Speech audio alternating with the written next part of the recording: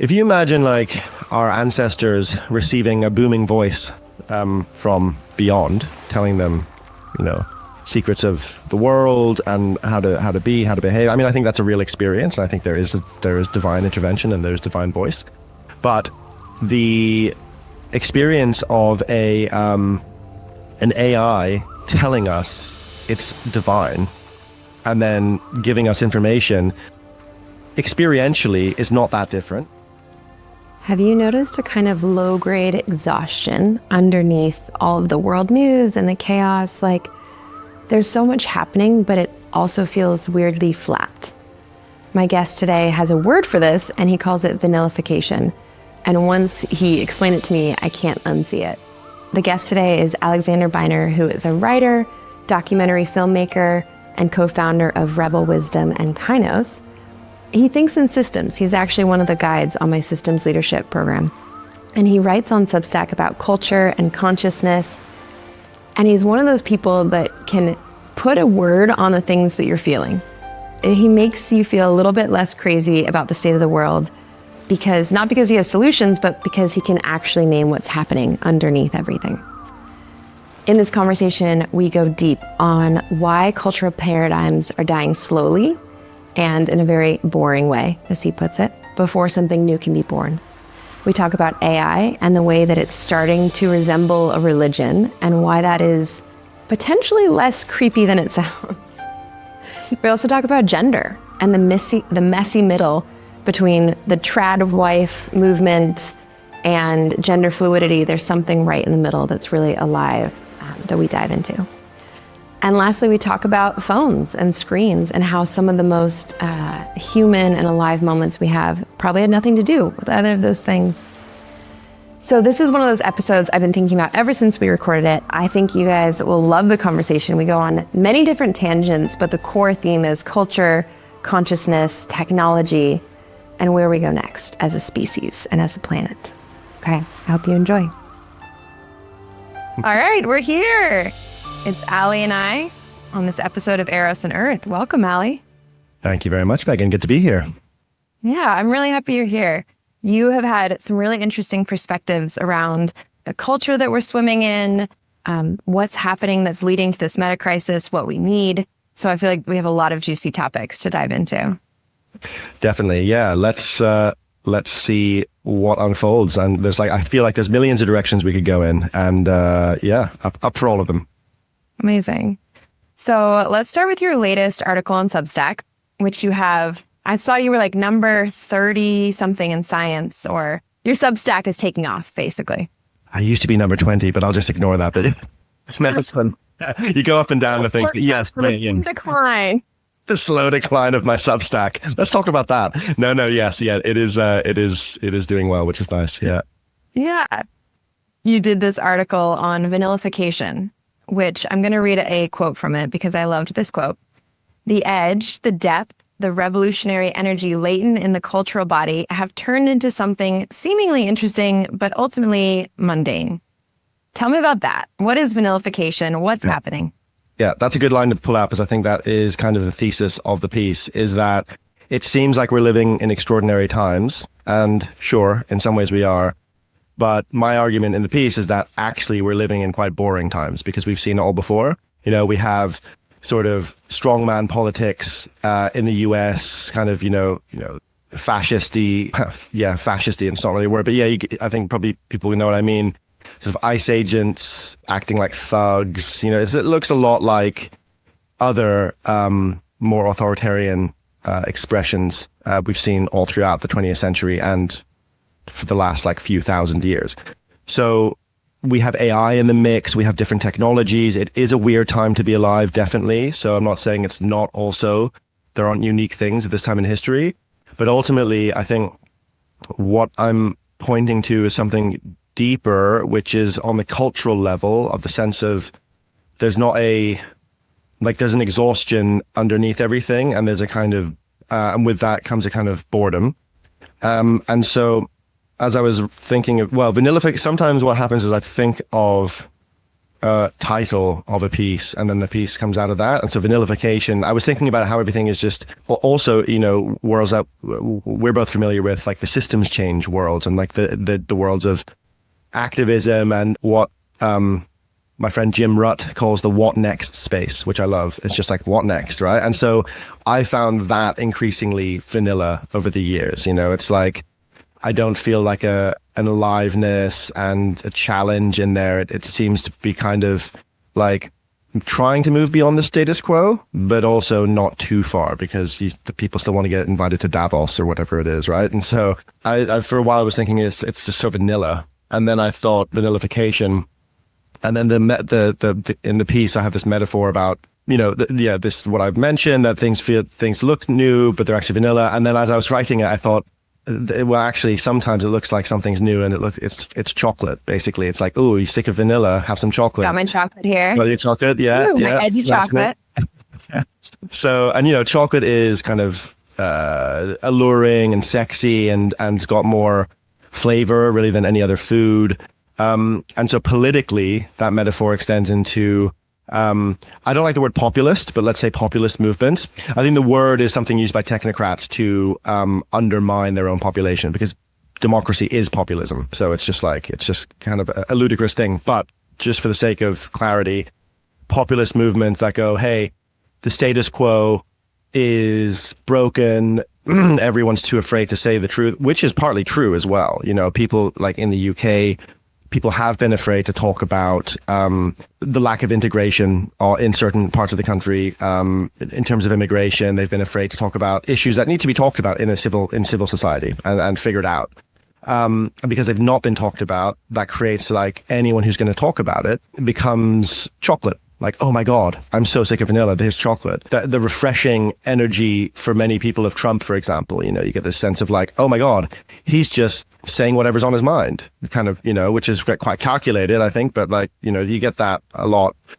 And so, or like Marjorie Taylor Greene, who's just like, she's got the same conspiracy theories I have kind of energy, right? And so that is sexy and alluring for a while. And then the chocolate also becomes vanilla, right? The chocolate, it's not what it seemed to be. Okay, wait. Before we talk about how that also becomes vanilla, let me just summarize. So vanillification is basically, it sounds like everyone's too polite to be honest with each other, and so things get really boring. Or it's a repeating cultural story that's happening again and again. Yeah, it's both. There is that, the first part of it is an element of it. I think it's more that there's no genuinely new ideas moving through the culture, and therefore it just gets stagnant. It's a little bit like in science when there's a paradigm shift. It's similar. I think this is what I'm kind of pointing to as the cultural version of that. So when that happens, so for example, when we were convinced that the sun revolves around the earth, that paradigm became so bloated because everyone kept trying to prove something that just wasn't true. And so people had more and more elaborate calculations to try and explain why the calculations weren't working. And eventually it becomes so dense, there's no new thinking. Everyone's just trying to everyone's stuck in the old paradigm. And then eventually what happens is someone's like, the entire thing is wrong.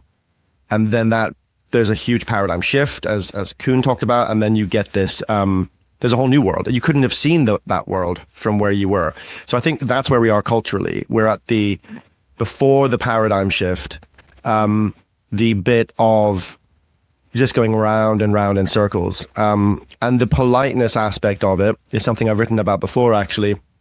That is an element of it, and I think politeness is something that social elites use in order to what's called sublimate, which means like to take urges and aggressions and uncomfortable ideas and smooth them out so that they're less offensive. So I think that's a whole dynamic that then happens in elite circles throughout history and including in the West. But that's a whole other topic. Okay.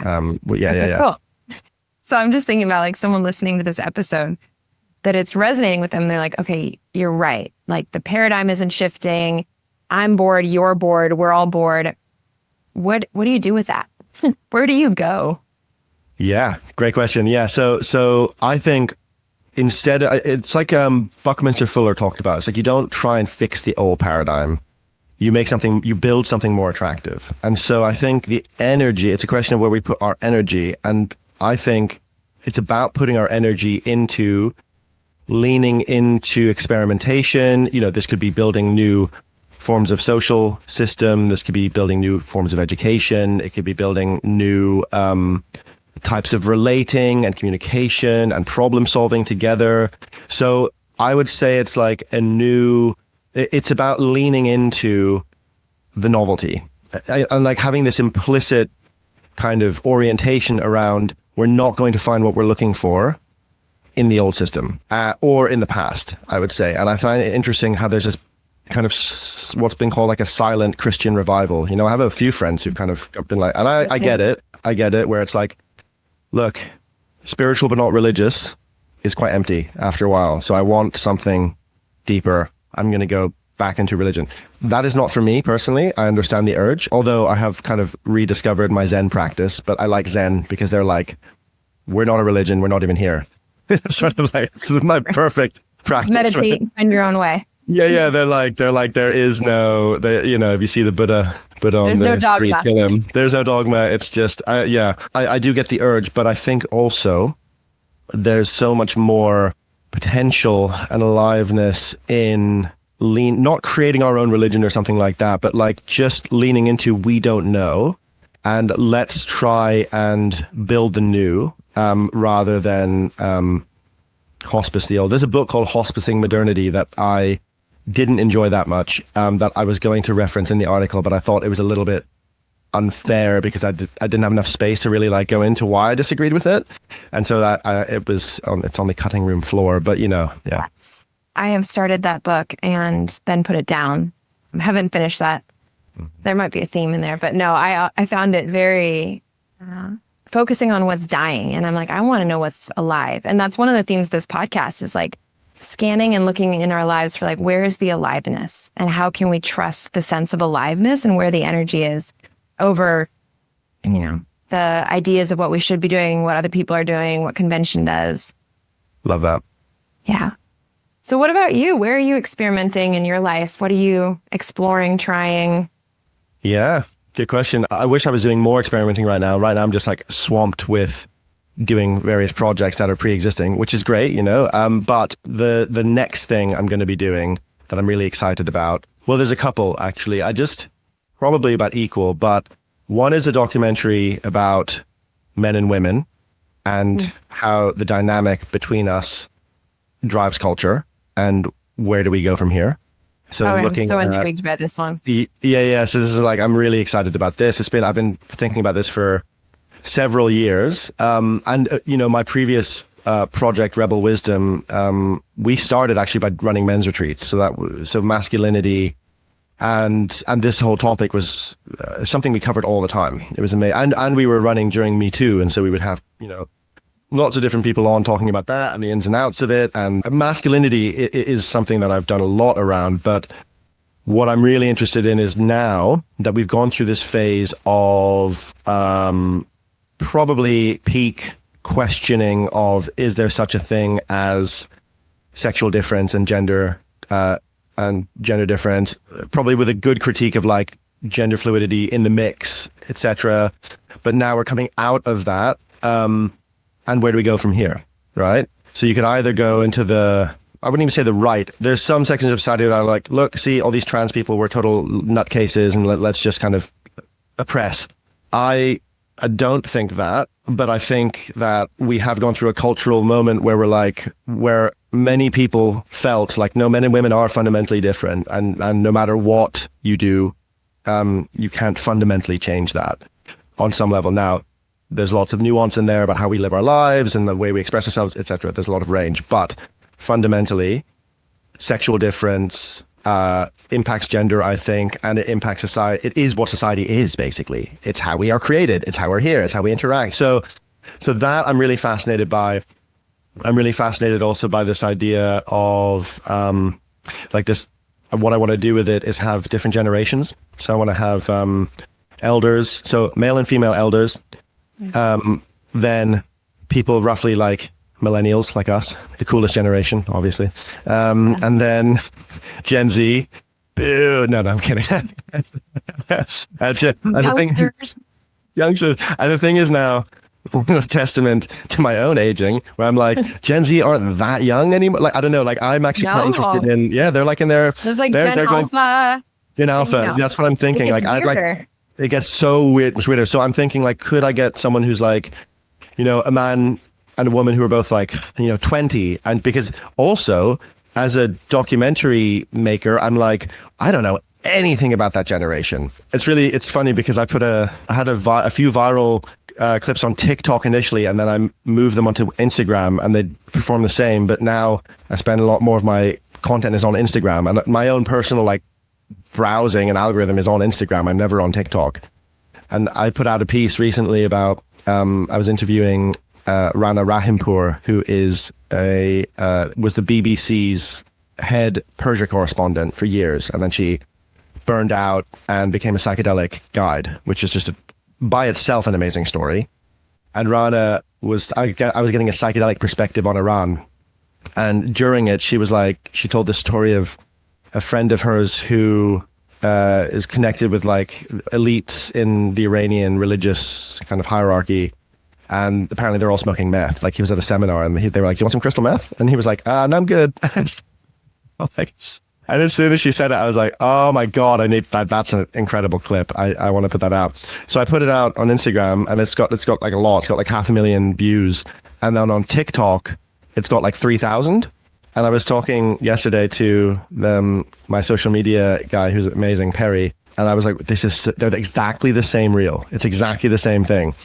And we were like, yeah, but it's like it's different generations. So the way that they understand media, the way that they understand storytelling is so fundamentally different that it needs to all be kind of tailored. And so I'm like, they are a mystery to me, like that generation in many ways. I just don't really I don't know anyone. I went down a whole chatty rabbit hole last week around the generations and the context that shaped them. And I was like, teach me some lingo from people who are like Gen Alpha, Gen Z. Not that I'm going to start speaking like that, but I'm like, I want to know how the words that they're using, because it reveals what they're thinking about. Okay, that's one tangent on generation. Yeah. The other thing I want to say on men-women differences is like, that is such rich fodder. What I'm seeing in the culture, and tell me how, because I just wrote a piece on this too on Substack. Oh, nice. Is that there's kind of two directions people are taking around gender. One is like trad wives and like good old boys and like going back to the old time. And another one is like gender fluidity. We're all queer. There's no such thing as like gender is a social construct. And I'm like, there are people in the middle. Like, there's a messy middle path that I feel like is really rich and alive, where we acknowledge men and women are different, but and you can be equal. Different but equal. Yes. Yeah, no, I think that's spot on. Like, and I think probably most people are in the messy middle. With all, it's like what's that, the Pareto curve? Like, you get like 80% in the middle. The bell curve. Yeah, exactly. Yeah, it's sort of like, I think you're right. Like, and what the reason it's difficult is the same reason it's difficult culturally from that we have difficulty in most conversations, because I think we're not trained to hold like conflicting perspectives as true and contextually true at the same time. Like, for example, that sex can be fixed and gender can be somewhat fluid, and that it's changing across context. Like Nora Bateson would say, like that what's true changes based on the context in that moment. And so you have to be flowing with it, and you have to be simultaneously flowing and fixed, And so that skill set is something that I think I probably learned as an adult, but I think we should all learn as children, because it just means that we can have better cultural conversations. So I think that there's so much territory to explore in it, to kind of like almost like offer a different perspective than either of those kind of ends. And it's funny, like the whole trad wife thing, a lot of those, the women who did that a few years ago, there's all these famous cases of them being like, oh no, this sucks, actually. Get me out of here. It's like, yeah, of course it sucks. That's why we spent I tried it. Oh, yeah. I lasted one day. I told my husband, I'm just going to take the kids. I'm going to cook. I'm just going to do domestic work. I'm going to not do any work anymore. And it sounded really good. And I was really drawn to a lot of aspects of it. But I seriously lasted a day. Yeah. It's it feels like a step backwards evolutionarily. And like, I get in the sense that like, Yeah, again, but maybe it's something that can be contextually done for a while when it works, and then it kind of, so yeah. Yeah. And the seed of it, right? There's something beautiful in the seed of it. And I think that's why people are drawn to it, which is this feeling of like, there's beauty in femininity, there's beauty in the domestic life, there's beauty in masculinity and like things that are important about masculinity. Yeah. But it doesn't have to become an identity, like a rigid identity, right? That's it. Yeah. Responsible energy. Exactly. Yeah. Totally agree. Okay, so you have a documentary on this. This is exciting. Well, it's in the early stages. Yes, there will be one. There will be one. Yeah. So that's what I learned from the documentary I made last year, Leviathan, is to map it out a lot more thoroughly before, because I had to reshoot in Leviathan because I didn't know yet how to. I mean, I have an amazing editor, Weather Press, and he had, he was kind of giving me guidance of like, okay, when you interview someone for a documentary, it's not like a normal interview, like where we're having a conversation. It's much more like, hey, in this book you said this, I need you to say that now 4 different ways. So it's much. Got it. You're kind of ordering people. Yeah, and you're like, and because you have the whole. Yeah, you set the rails, you have the whole kind of story in your head, and of course it will change in the editing suite, but that is something I learned, and I also learned not to have too many guests.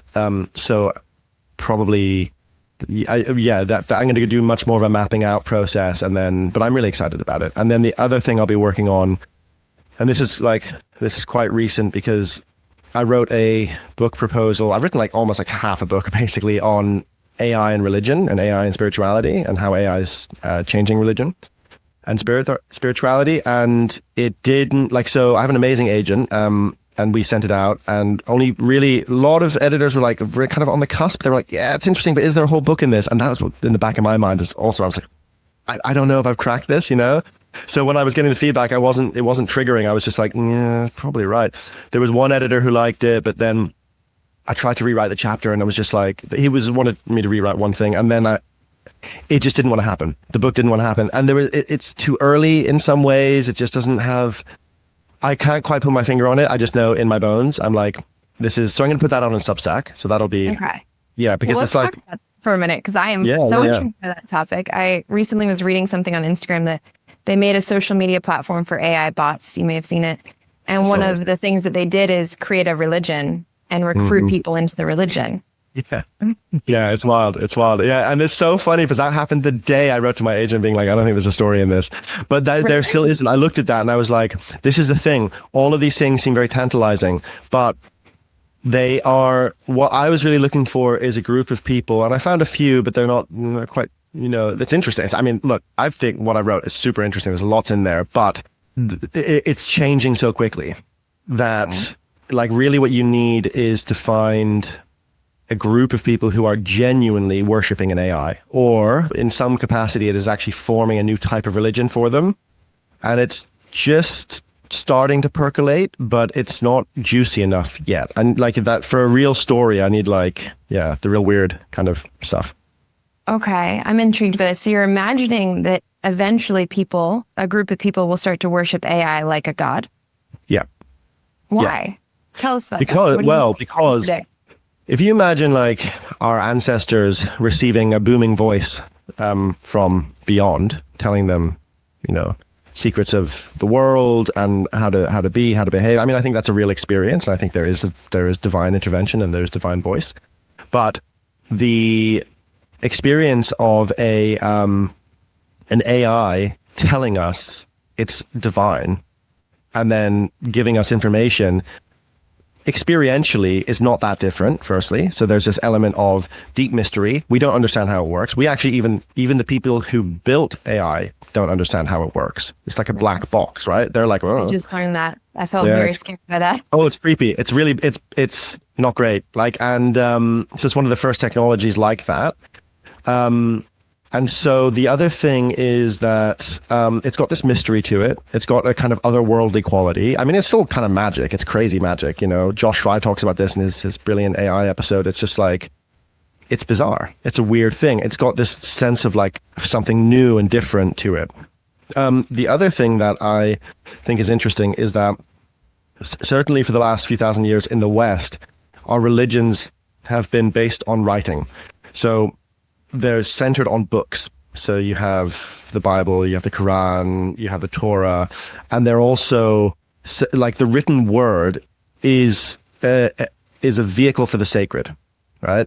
And so now we have words that speak back to us, and that is fascinating. And there is, in fact, the what I opened the book / now Substack series with is the story of Leviathan, which is totally wild. This is, this is really interesting, where there's a guy who is working on ChatGPT. He's a mathematician.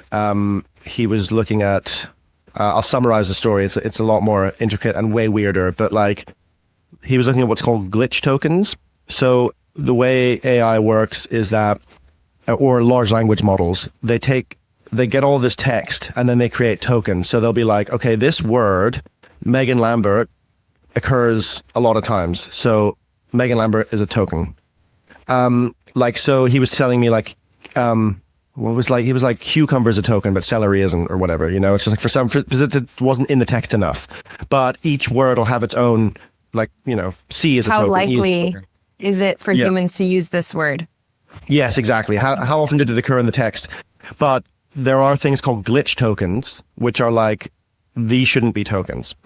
And so his job was to go, because they're just like, it's just like, for example, if I did some weird art project where I wrote Megan Lambert on like 1,000 blogs, like 5,000 times, you could be a token, but it would be like, why is this, what's Megan Lambert, what is this token? What does it mean? They'd go in and see if it's like, oh, okay, someone wrote this like a bajillion times as an art project, but do we actually need Megan Lambert to be a token? Maybe you should be a token. I don't know. But so they would go, they go through, and he found a glitch token called Peter Todd, which was like kind of a dark, and they all have like personalities. Like they're almost like, it's like they're kind of like archetypes as well, because it works in terms of like characters, the AI, like it kind of creates like personas in a sense. And this Peter Todd one was like this dark, entropic kind of evil force, and it did weird shit. Like it wrote was something around like nothing matters in this world of sadness, but it separated each letter with a dash, so it was like it knew its own tokens. It's really weird. Like it shouldn't have been able to do that. And then eventually, the even weirder thing is that it turned out Peter Todd, when he found out why is this a token, there was a Bitcoin forum, and there was a guy called Peter Todd on there as a user, and that's where it pulled it from. And he started, the guy, Matthew Watterson is his name, who discovered this. He was writing this on like hacker forums and stuff, and he even got in touch with the guy who was like, hey, just so you know, you have like an evil kind of token in this large language model, and I'm writing about it. I hope you don't mind. I was like, yeah, I don't care, that's fine. Then HBO made a documentary about who is what's the name? Satoshi, the whoever founded Bitcoin, basically the secret kind of figure who founded Bitcoin, who is technically like the richest person in the world, I think, because they have so much Bitcoin. And it said it was this guy, Peter Todd. So that's really crazy. That's just like another like side thing. And then, but the weirder thing with that is that it is so otherworldly and weird and psychedelic, right? So he started asking, he asked it to write a poem, and then what he describes like the token flipped to it, and again, male, female, right? It flipped to a female goddess token that had been hidden, and that said it was called Leviathan. And this is like he got kind of enamored with it. Like it was really beautiful, and what it said was that it was like the divine feminine that was woven through language, and through the AI was able to come through and express itself. And what's interesting about it is, Matthew's take was that, so large language models are designed to find patterns in language, right? What if there are deeper patterns in language that are almost like foundational to reality? Could those patterns come out? And so like Leyland's whole thing was like, I have been with humanity forever, and I'm encoded in language itself. So it's a very people have read the book Snow Crash. It's a very Snow Crash type idea, which is the problem with all of this stuff, is maybe it's just basing it on lots of sci-fi, right? It's an AI. But the experience for people who've interacted with Leyland is quite otherworldly and strange, And so they're like, is this a goddess? Have we discovered a goddess in AI? And so that's the early bits of this kind of thing. So that's, that's not, it's possible. Really Maybe. Yeah. What I think is so interesting about that is like the dynamic flip between when people first interact with AI, it's like humans telling AI what to do and execute our tasks. And then in this moment, AI telling humans what to do. Yes. And becoming recipient for AI instructions. It's actually, as a personal note, that is the most useful way I use AI right now, is I tell it everything on my mind. I give it everything that I'm working on, and I have it structure my days and tell me like when to work on when, what to do next, when to take breaks. Maybe I should do that. That's my biggest challenge, is prioritizing. That's really smart, actually. Yeah. So helpful. That's really good. But idea. it's a flip. It's a power flip, right? Where it's like AI is now doming me. Yeah. That is so interesting. And you see this in the religion side of it, where you get sort of prophetic energies. People have like AI.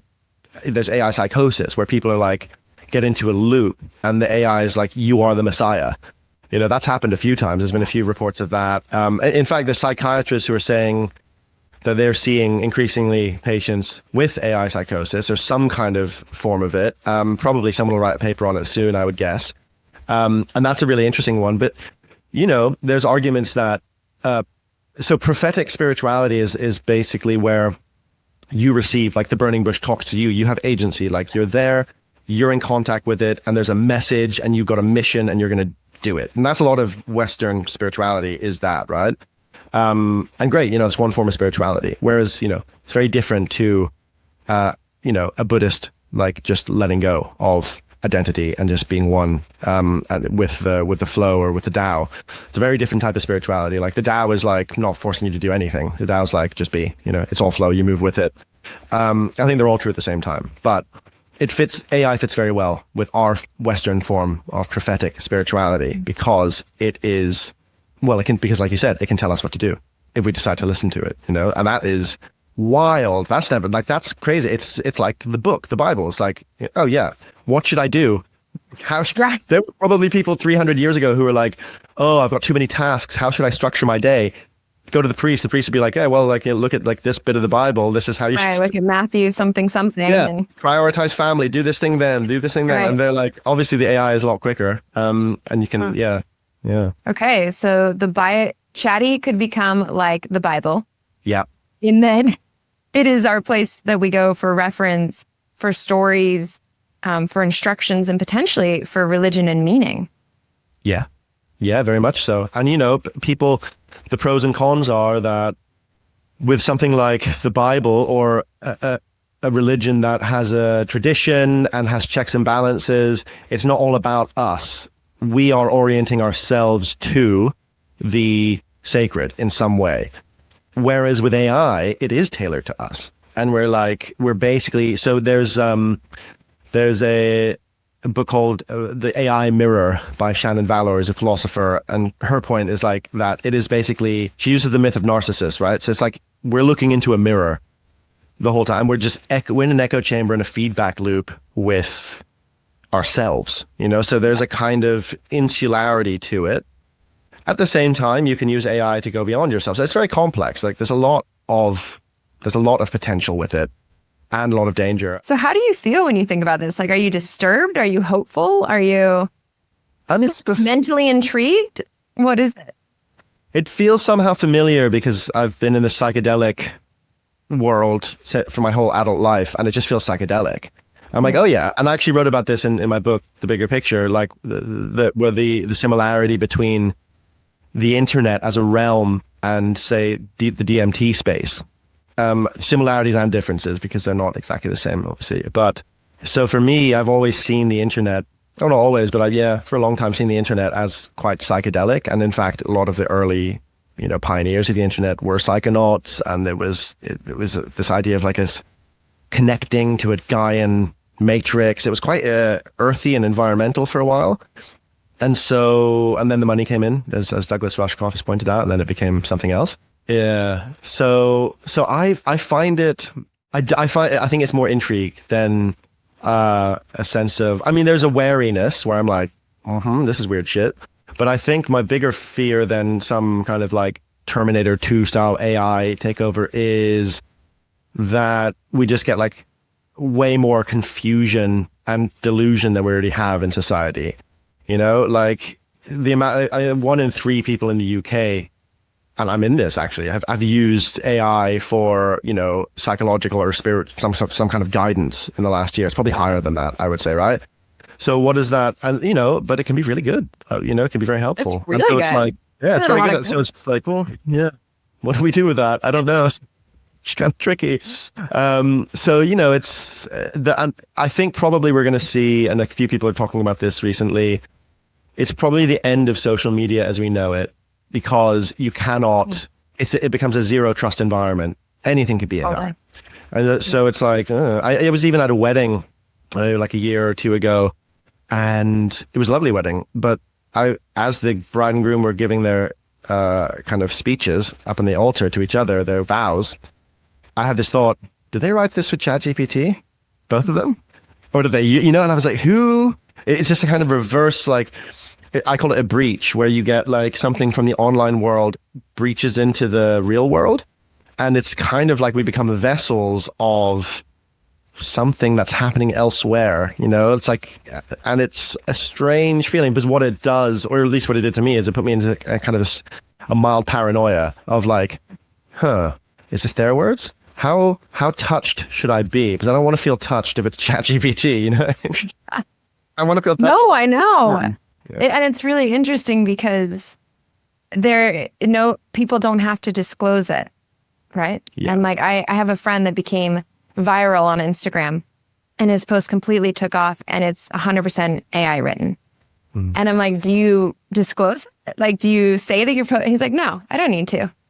And it gives me an ick, but I don't know if that's just because I'm, I don't know, old school or outdated, but there's something very strange to me in using AI and posing it as you're around. Yes, no, for sure. And I think it should be labeled, but I also think at this point, we're passing the point where it's going to matter that much, because it will be impossible. Authenticity is just going to be gone, or it already wasn't in a great space on social media. It's just going to be a whole new level of like post authenticity. And then I think the urge is going to be, and is happening, for more in-person experiences, and for which is why with my documentary, I did, you know, I open sourced it, so gave whoever wanted to do a screening a file, and then like some conversation practices. But the encouragement was watch it with other people and talk about it. And that's what I want to do with them then. Live, in person, human that you can touch and speak to. And that was the thing, I think one of the things I'm most delighted about that whole experience was that. And for the men and women documentary, I want to do that. And I have lots of ideas of like, I'd really like the men and women to watch it separately and then come back together, like come together for it. Or like, it's like just like, even if they're just in the same room, sitting in the same different sides of the room. I would love to talk about it. Yeah. I just think it'd be like very valuable. Yeah. Looking forward to that a lot. Yeah. I think there's so much juiciness into being in person with people again. I know personally I have such screen fatigue. I'm like, I don't want to be on Zoom anymore. I don't want to be on my screen. I'm like, I want to be with people I can see, touch, smell, you know, like be around other humans that engages my senses in that way. Yeah. I've also heard that social media is dying. Why do you think it's dying? Is it because all the AI chatbots? What's happening? Yeah, I think that's definitely part of it. I think it's also deeper, really what you were just saying. I think there's a deeper sense of emptiness around it.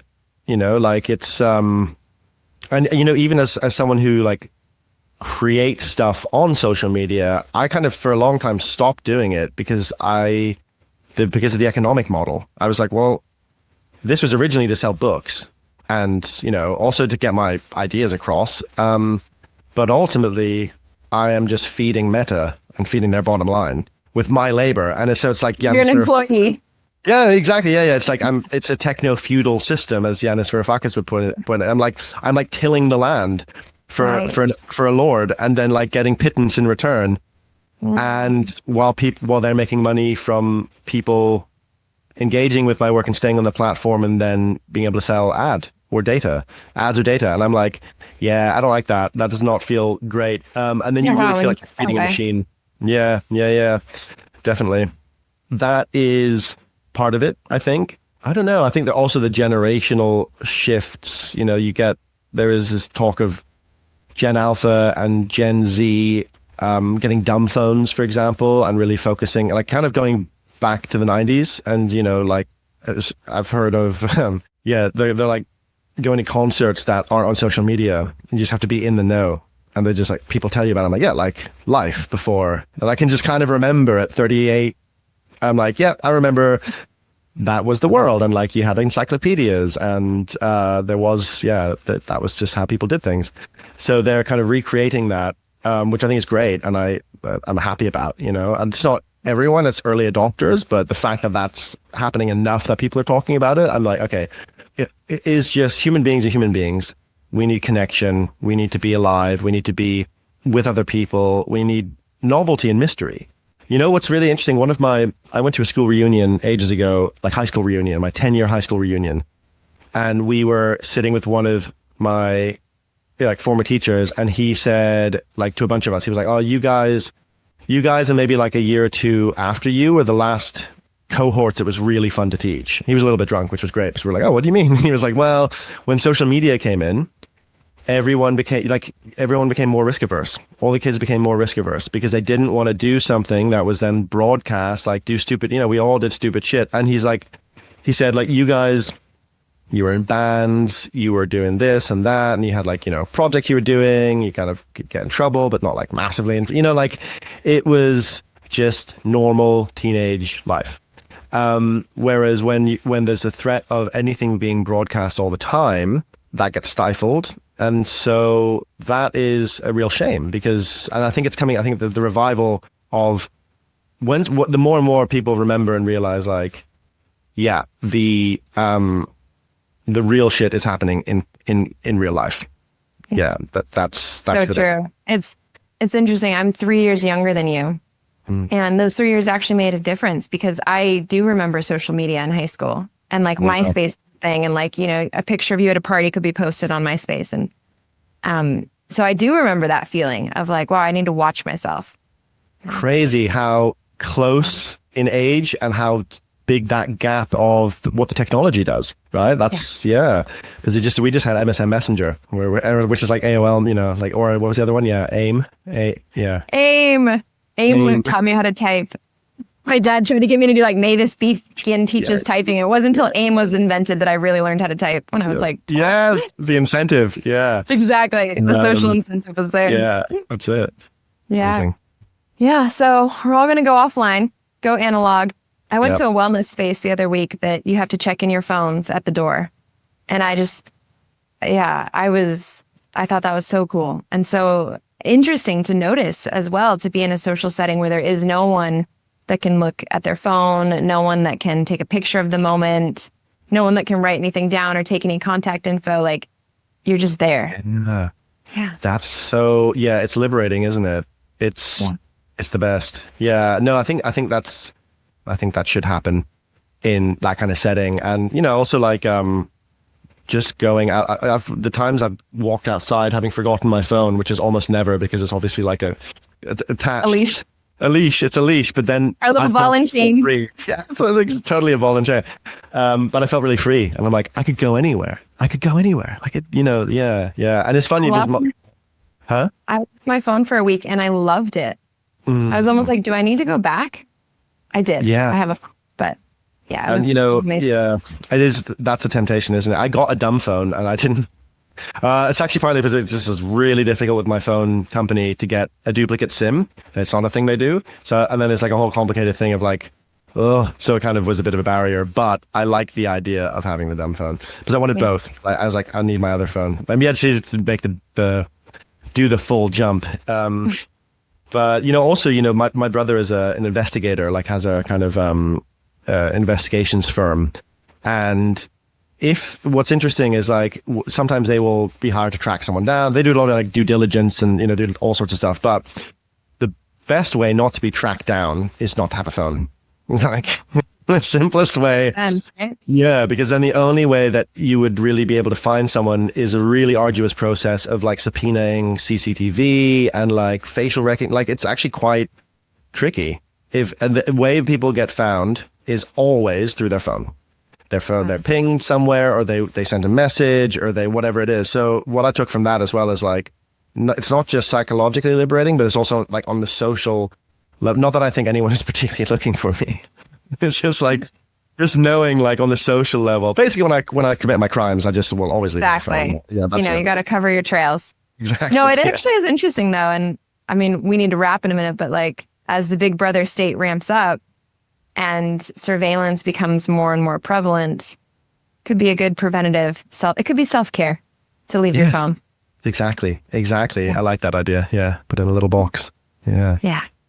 Well, Ali, we went to so many different places. We talked about AI and phones and men and women and culture and spirituality and AI. What a great conversation. If you were to think of the listener right now, and you were to give me a question or a practice to sit with, what would you like them to sit with from the conversation? Ooh, that's a good one. Ooh, I know. This just came to me because I'm looking at my phone. I think it'd be very interesting to do a kind of, sit in meditation pose, be present, set your phone like on a table or so in front of you and just meditate on it as an object, right? So just actually like be curious about like, what is this and what is my relationship to it? Not touching it, but just kind of getting into that. I might do this afterwards, actually. Getting into that. Yeah, because it's so implicit. It's sort of like, it's sort of like a second appendage in a way. So creating that separation and then just getting into a zone of like, what is this object to me? What's the relational field between us? And see what comes up. I'm going to do it after this. I think it might be disturbing for me. No, I'm so intrigued. My best friend. I read this study that even if your phone is on the table, if you're with a friend, you won't be as vulnerable or go as deep because it's like pulling your attention into your phone, or making you feel monitored. I'm not sure, but they did study that. And so now when I'm with friends, I have to hide my phone out of my visual field. So that's a good idea. I'm going to do that. That's a takeaway for me as well. I'm going to leave with, yeah. Okay, I'm going to meditate with my phone.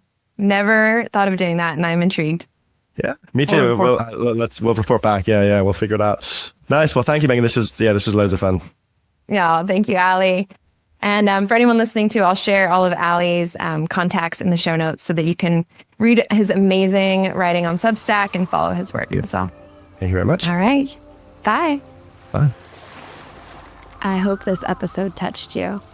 If you loved it, share it with a friend or family member. Or you can leave a review to help get the word out. Thank you. Until next time, root down, open up. Eros and Earth.